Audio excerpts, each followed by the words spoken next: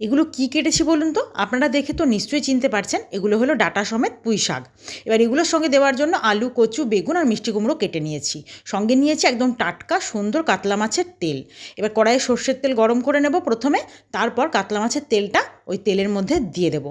দেখুন তেলটা গলে কিন্তু অনেকটা বেশি হয়ে তেলটা বেরিয়ে যাবে। এবার তার মধ্যে 5 ফোড়ন দিয়ে একটু নাড়াচাড়া করে ভেজে নেব। এবার কেটে রাখা 2টো পেঁয়াজ এর মধ্যে দিয়ে দেবো। পেঁয়াজটা খুব ভালো করে আস্তে আস্তে ভাজা ভাজা করে নেব। পেঁয়াজটা একটু সুন্দর ভাজা হয়ে গেলে এর মধ্যে প্রথমে আলু আর কচুগুলো দিয়ে হালকা করে ভেজে নেব।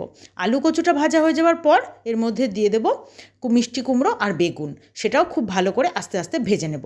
এবার এটা ভাজা হতে হতে একটা মশলা রেডি করব, কাঁচা পাকা লঙ্কা, রসুন আর আদা, সঙ্গে দিয়ে দেবো একটুখানি জিরে। তার মধ্যে অল্প জল দিয়ে একটা সুন্দর পেস্ট রেডি করে নেব।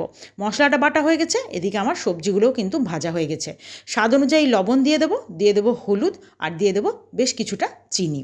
এবার সব কিছু একসঙ্গে আবারও মিশিয়ে নেব। তারপর কেটে রাখা পুঁই ডাঁটা সমেত শাকটাও এর মধ্যে দিয়ে দেব। খুব ভালো করে সব মিশিয়ে নিয়ে বেটে রাখা মশলাটা দিয়ে আবারও ওপর থেকে নিচ পর্যন্ত খুব ভালো করে মিশিয়ে নিয়ে কিছুক্ষণ ঢাকা দিয়ে রান্না করব। ঢাকা দিয়ে রান্না করার ফলে দেখুন কতটা জল বেরিয়েছে, আর এই জলেই কিন্তু সব রান্নাটা হয়ে যাবে। এবার আস্তে আস্তে জলটা শুকোতে শুকোতে রান্নাটা কমপ্লিট হয়ে যাবে, আর শুকনো হয়ে গেলে নামিয়ে নিলেই রেডি হয়ে গেল কাতলা মাছের তেল দিয়ে পুঁই ডাঁটার চচ্চড়ি। এইভাবে একবার রান্না করে দেখুন, অসাধারণ লাগে।